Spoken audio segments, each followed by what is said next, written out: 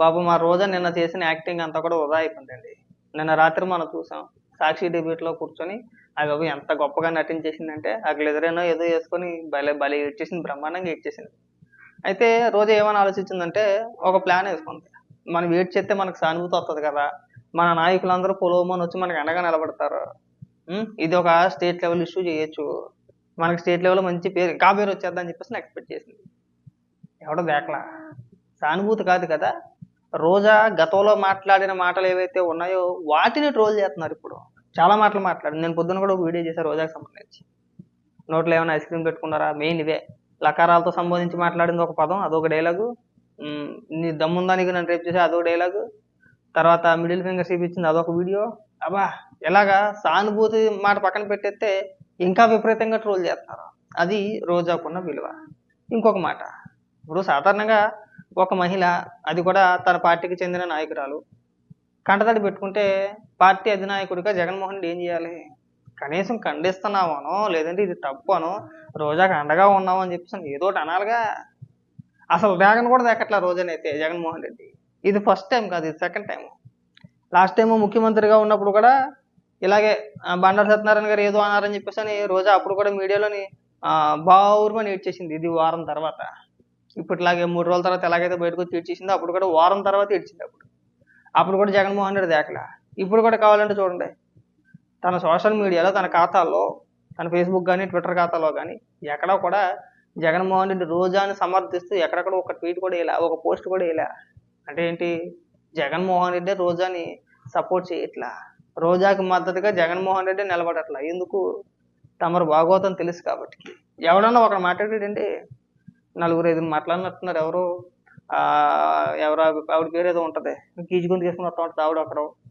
తర్వాత ఇంకో కొంతమంది ఊరు తక్కువ పేర్లు కూడా పెద్దగా బయటకు ఎవరికీ తెలియవు. వాళ్ళు ఏదో నీకు మద్దతుగా నిలిచారు కానీ మాజీ మంత్రులు ఎవరైనా నీకు అండగా నిలబడ్డారా? లేదుగా. ఎవరైనా కనీసం అయ్యో పాపం రోజా అనే మాట కూడా ఎవరో అంటారు. ఎందుకంటే నీ బుద్ధి వాళ్ళకి తెలుసు కాబట్టి. నువ్వు ఎంత పనిమంతురాలువో నీ గురించి స్పష్టంగా వాళ్ళకి తెలుసు. ఒకవేళ ఇప్పుడు మనం మద్దతుగా నించున్నా సరే, రేపన్నా రోజున మనల్ని బుద్ధులు తిట్టమన్నా కానీ తిట్టేస్తుంది. తగిన శాస్తి జరగాల్సిందే అని చెప్పేసి వదిలేశారు కదా. ఏ రోజా నువ్వు ఏడ్చిప్పటికి నిన్న రాత్రి ఏడ్చావు, అప్పుడే మధ్యాహ్నం అయిపోయింది. ఎలా అప్పుడే 12 గంటల పైన అయిపోయింది. కనీసం మీ నాయకుడు ఒక ట్వీట్ వేయలేదండి. నువ్వు 3 రోజుల తర్వాత ఏడ్చావు కరెక్టే, కనీసం ట్వీటు నీకు మద్దతుగా ఒక్క ట్వీట్ వేయలే. అది నీకు మీ పార్టీలో ఉన్న విలువ. ఎక్కడైనా మనం తెలుసుకున్నది, జగన్మోహన్ రెడ్డి మనల్ని ఎలాగా దేకట్లేదు కాబట్టి కాస్త మాట్లాడేటప్పుడు ఆ బూతు పదాలు తగ్గించుకుంటే బాగుంటుందండి. ఇష్టానుసారంగా మాట్లాడద్దు. రాత్రి కూడా ఇవో పక్కన ఇడుతానే ఉంటుంది, ఎక్కడ కూడా బొలుపు తగ్గల. మళ్ళీ వాడు వీడు అది ఇది సేమ్ ఇదే భాష. నీ భాష మారనంత వరకు నిన్ను ఎలాగే ట్రోల్ చేస్తూ ఉంటారు. అనవసరంగా ఏడవాలి. మన నోరు మంచిదైతే ఊరు మంచిది. మనం అందరినీ రాజకీయంగా విమర్శ చేస్తే నిన్ను కూడా రాజకీయ విమర్శలు చేస్తారు. లేదు నేను అందరికి బొడ్డు కోసి పేర్లు పెట్టాను, నేను ఇష్టానుసారంగా మాట్లాడేస్తానంటే అందరూ ఇలాగే మాట్లాడతారు. నువ్వు ఒక మాట అంటే 4 మాటలు అంటారు. అందుకే కాయాల్సిన అవసరం ఉందా మనకి? మన భానుప్రకాష్ గారిని ఉద్దేశించి గాలి ఎదవలు, గాలి నా కొడుకులు, నోటుకు వచ్చింది పేలిపోయావు. వెనకాతల ఆ స్టేజ్ మీద భూమన్ కరుణాకర్ రెడ్డి, ఇంకొక పెద్దలు 4-5 ఉన్నారు. వాళ్ళని చూసి రెచ్చిపోయావు. వాళ్ళకి మద్దతుగా నిలబడ్డారా?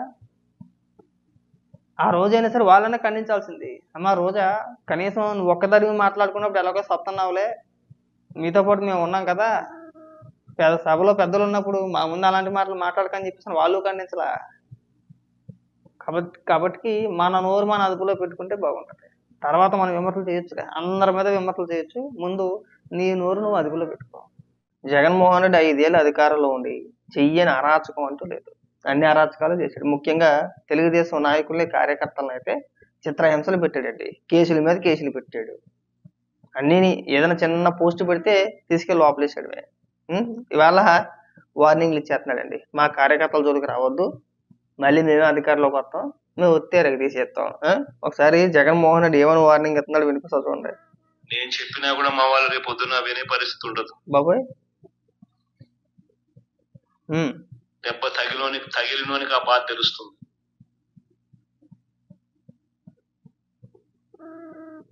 చంద్రబాబు ఇప్పుడైనా మేలుకో, బాబోయ్ ఆ, తప్పు తెలుసుకో. నిలబోయే పోటుగా చెప్పావు కానీ నువ్వు తెలుసుకోవాలి తప్పు. గతంలో మనమో మన నాయకులు ఏం చేసావో ఒకసారి నువ్వు తెలుసుకోవాలి. ఆ, నువ్వు చెప్పినా కానీ మీ నాయకులు వింటరా? ఇదే ఆప్షన్ ఇప్పుడు అధికారంలో ఉన్న వాళ్ళకి కూడా ఉంటదిగా, ఉండదా? ఓకే, ఎందుకు రెచ్చగొట్లు ఇవన్నీ అబ్బాయి కోరలు ఇవన్నీ మేము వచ్చి తిరగ తీసేస్తాం అని చెప్పేసి అని. నువ్వు అధికారంలో ఉన్న 5 ఏళ్ళు ఏం చేసావో మాకు తెలుసు. మమ్మల్ని ఇబ్బంది పెట్టలేదా? నువ్వు మమ్మల్ని పెట్టిన టార్చర్ లో 10వ వంతు మిమ్మల్ని వేధించిన ఈ పాటికి నువ్వు రాజకీయాలు వదిలేసి సన్యాసం తీసుకుంటావు అన్న గుర్తుపెట్టుకో బాగా.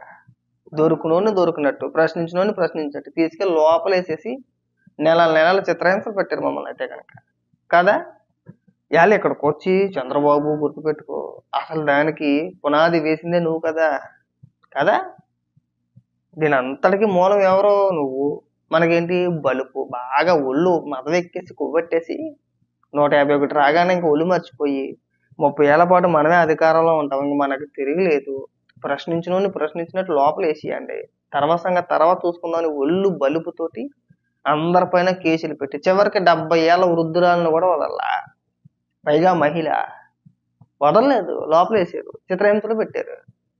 ఇవాళ నేను ఒకడికి వచ్చి ఎవరికి బెదిరించేస్తున్నావు? ఎవడైనా వింటాడా నీ మాట? అసలా నీ మాటకి వాల్యూ ఉందా? ఇన్ని మాటలు మాట్లాడే నువ్వు అసెంబ్లీకి వెళ్ళమంటే ఎందుకు పోయేసుకుంటావు? నాకు అర్థం కావట్లా. అసెంబ్లీకి వెళ్ళి మాట్లాడేలాగా అది చెయ్యాల్సిన దిక్కుమాలి పనులన్నీ చేసి ఇక్కడికి వచ్చి వార్నింగ్లు ఇచ్చేస్తే ఏం ఉపయోగం? ఏం జగన్మోహన్ రెడ్డి ఎవరిని అన్యాయంగా అక్రమంగా కేసులు పెట్టి లోపలేసారు?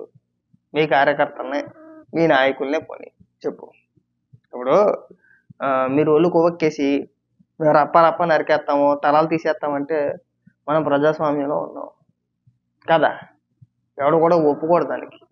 ఇదేట్రా బాబు, బహిరంగంగా నరికేస్తాం, వేసేస్తాం, చంపేస్తాం అని చెప్పేసి ఫ్లెక్సీలు పట్టుకొని తిరుగుతున్నారు. అసలు మనం ఎక్కడ ఉన్నాం అసలు అని సామాన్య ప్రజలు భయం కలుగుద్దా కలగదా?